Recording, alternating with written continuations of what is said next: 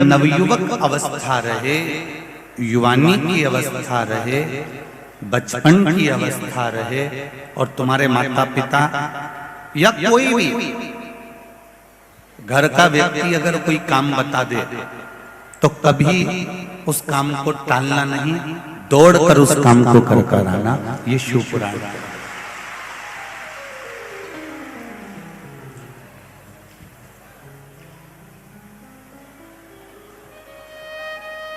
जब परिश्रम की उम्र में शंकर जी कह रहे हैं अपने पुत्र कार्तिकेय से, और जितने भी इस पावन पंडाल में जितने भी कार्तिकेय बैठे हुए हैं अर्थात नवयुवक बेटे बैठे हुए हैं, अशोक सुंदरी अर्थात बेटियां बैठी हुई हैं, जया विषहरा शामली बारी दौतली मेरी बेटियां बैठी हुई हैं, बच्चे बैठे हुए हैं, नवयुवक बहुएं बैठी हुई हैं, नवयुवक बेटे बैठे हुए हैं। वो इस बात का ध्यान रखना,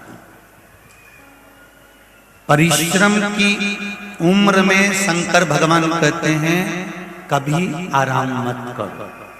काय की उम्र में? जम के बोलो जरा। परिश्रम की उम्र में,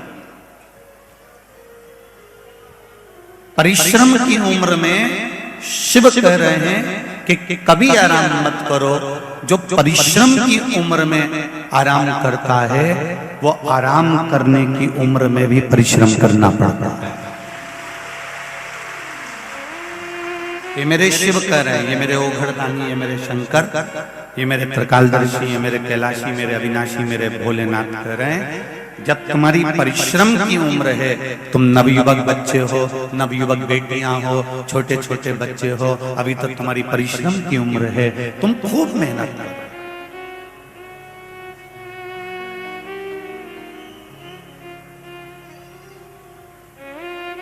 अभी तुम्हारी आराम करने की उम्र नहीं है।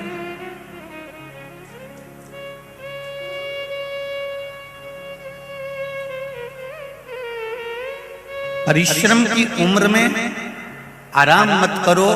अगर आज नवयुवक बेटे बेटियां परिश्रम की उम्र में, काम की उम्र में, कर्म की उम्र में अगर आराम करेंगे, पलंग पर पड़े रहेंगे, अपना कमरा छोड़ के निकलेंगे नहीं, दिन भर मोबाइल चलाते रहेंगे या टीवी देखते रहेंगे या अपने कमरे से बाहर ही नहीं निकलेंगे, जो परिश्रम की उम्र में आराम करता रहता है, फिर उसको जब आराम की उम्र आती है, जब शरीर ढल जाता है, 60 साल के ऊपर की जब अवस्था आ जाती है, जब परिश्रम की उम्र में अगर आराम करा तो आराम की उम्र में भी दुकान पर दिन भर बैठकर अपना जीवन निकालना पड़ता है। फिर गवर्नमेंट रिटायर भी कर देगी, गवर्नमेंट अगर आपको रिटायरमेंट भी दे देगी 60 के बाद में, 61 के बाद में, 62 के बाद में, 66 के बाद में, जो भी आजकल थोड़ा बहुत उम्र का बढ़ गया है। अगर मान लो गवर्नमेंट ने आपको रिटायर भी कर दिया, उसके बाद भी किसी व्यक्ति को देखना कि वो घर में फ्री नहीं बैठता, वो क्या करता है, कहीं दूसरी जगह जॉब कर लेता है, दूसरी जगह काम कर लेता है। क्यों? क्योंकि उसको मालूम है मेरे घर में मेरी बेटियां बड़ी बैठी हैं, मेरे बच्चे बैठे हैं, मेरी पत्नी है, पूरे घर का मुझे भरण पोषण करना है। क्यों? जो परिश्रम की उम्र में आराम करते हैं उनको आराम की उम्र में परिश्रम करना ही पड़ता है, ये निश्चित है।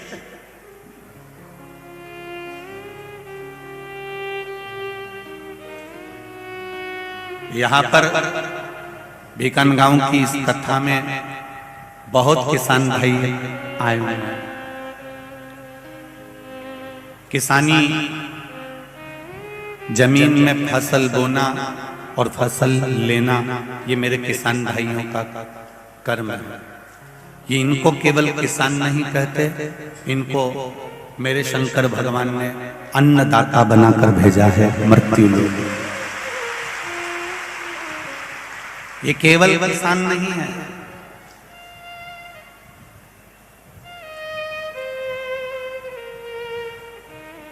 आप भोजन की थाली में एक पूड़ी छोड़ देते हो, पोया छोड़ देते हो, सब्जी छोड़ देते हो, किसी किसान भाई से पूछना कि एक पूड़ी में जो गेहूं लगा, आटा लगा, उसको बनाने में, उस जमीन में बोने में, काटने में और उसको अपने घर तक लाने में पूरी पूरी पूरी पूरी श्वास से उसने अपनी उस जिंदगी की झोंक दी है, तब जाकर वो गेहूं, वो फसल घर में।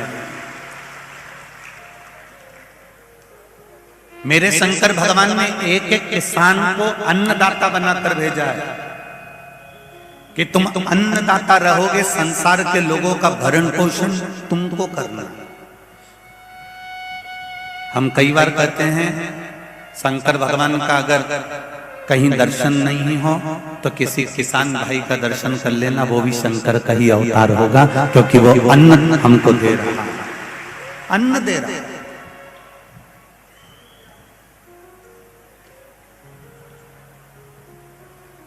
कितनी मेहनत करता है,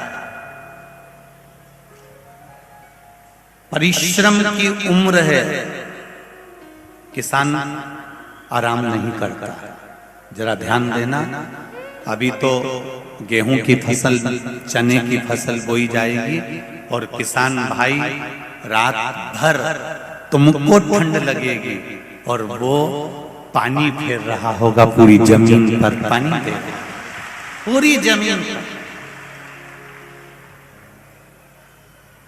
आधी रात को टार्च लेकर निकल जाता है, आधी रात को खटिया डालकर, पलंग डालकर जमीन पर सोता रहता है। लाइट आएगी मैं पानी दूंगा, फिर सुबह लाइट चली जाएगी, तब उसको घर का दूसरा काम भी करना है। परिश्रम की उम्र में वो आराम बिल्कुल नहीं करता। इसलिए जब किसान भाई का आराम करने का जब समय आता है तो तुम देखना, एक नौकरी करने वाला व्यक्ति दूसरी नौकरी ढूंढ लेता है रिटायरमेंट होने के बाद, रिटायर होने के बाद। पर किसान भाई कभी रिटायर नहीं होता, वो आराम की उम्र में भी विश्राम करता है, उसको श्रम नहीं करना पड़ता।